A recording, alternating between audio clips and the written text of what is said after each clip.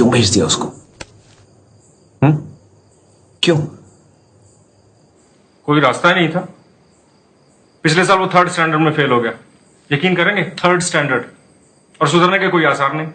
ये मेरा बड़ा बेटा हर क्लास में हर सब्जेक्ट में फर्स्ट आता है, और वो दूसरा। आपको क्या लगता है उसकी प्रॉब्लम क्या है? प्रॉब्लम उसका रवैया, और क्या। पढ़ाई की तरफ, हर चीज की तरफ हमेशा बदमाशी, तेवर ही तेवर, कभी कोई बात ही नहीं सुनेगा। मैं आपसे उसका प्रॉब्लम पूछ रहा हूं, आप मुझे सिम्टम बता रहे हैं। आप बता रहे हैं बच्चे को बुखार है, वो मुझे मालूम है। मैं पूछ रहा हूं बच्चे को बुखार क्यों है, वजह क्या है बुखार की? हाँ तो फिर आप ही बताइए, बताइए। उसके पढ़ने लिखने की गलतियों में आपने कोई पैटर्न देखा, कोई गलती जो वो दोहराता हो? पैटर्न? काय का पैटर्न? सब गलतियां ही गलतियां। फिर आप पैटर्न पहचान नहीं पाए।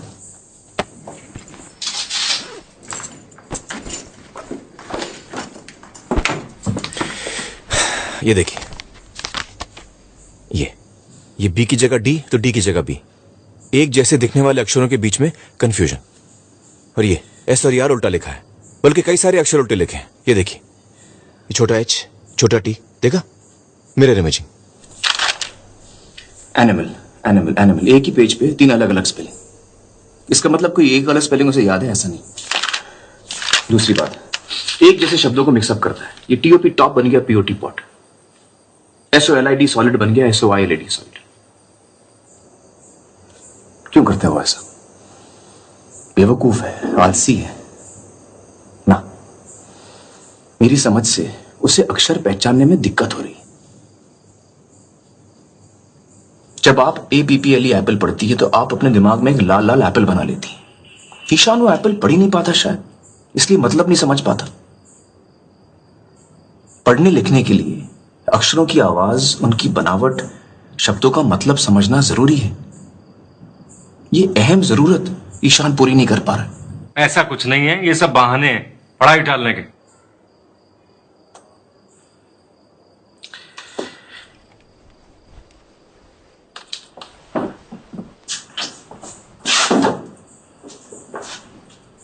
जरा ये पढ़िए मिस्टर अवस्थी।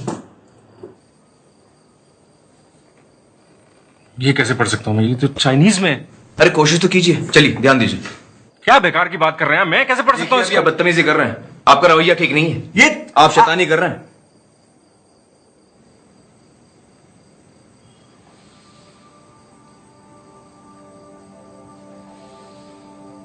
कुछ ऐसी ही कैफियत होती होगी ईशान की, अक्षर ही समझ में नहीं आते होंगे।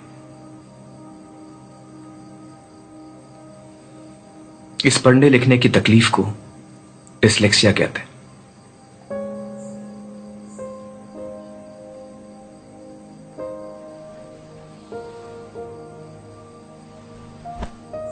कभी कभी बच्चे को डिस्लेक्सिया के साथ साथ और भी तकलीफें हो सकती हैं, जैसे कि मल्टीपल इंस्ट्रक्शन समझने में दिक्कत, turn to page 65, chapter 9, para 4, line 2, confusion, या फिर poor fine and gross motor skills.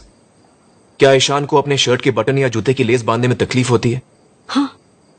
Yohan, जब तुम उसकी तरफ बॉल फेंकते हो क्या वो पकड़ पाता है? वो बॉल को कभी जज ही नहीं कर पाता, क्योंकि वो साइज, डिस्टेंस और स्पीड, इन तीनों को एक साथ समझ ही नहीं पाता। कितनी बड़ी बॉल कितनी दूर से कितनी तेज आ रही है, जब तक वो जान ले गाड़ी छोड़ जाती है।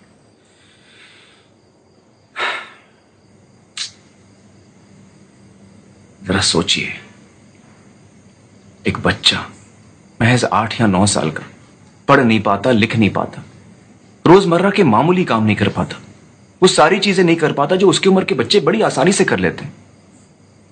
क्या बीतती होगी उस पर? उसकी सेल्फ कॉन्फिडेंस की तो धज्जियां उड़ जाती होंगी।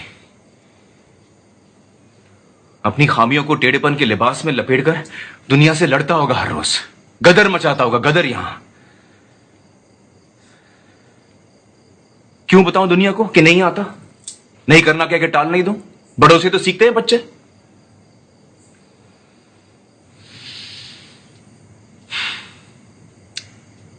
अब तो ये गदर भी कुचल दिया गया है वहां।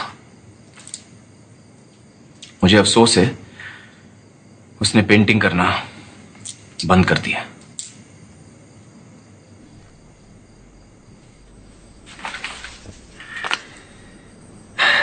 बड़े दुख की बात है। लेकिन ईशान ही क्यों? इसका कोई जवाब नहीं है। इट्स अ न्यूरोलॉजिकल डिसऑर्डर, किसी को भी हो सकता है, कभी कभी जेनेटिक भी होता है।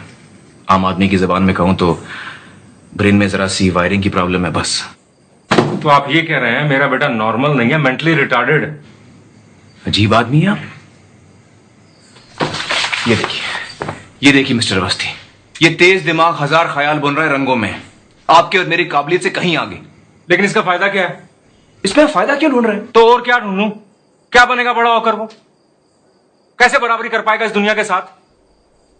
क्या सारी उम्र में से घर पे बैठ के खिलाता रहूंगा?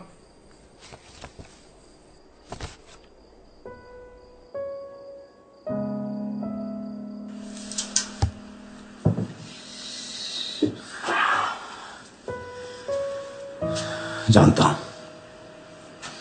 बाहर एक बेरहम कंपेटिटिव दुनिया बसी है, और इस दुनिया में सभी को अपने अपने घरों में टॉपर्स और रैंकर्स उगाने हैं।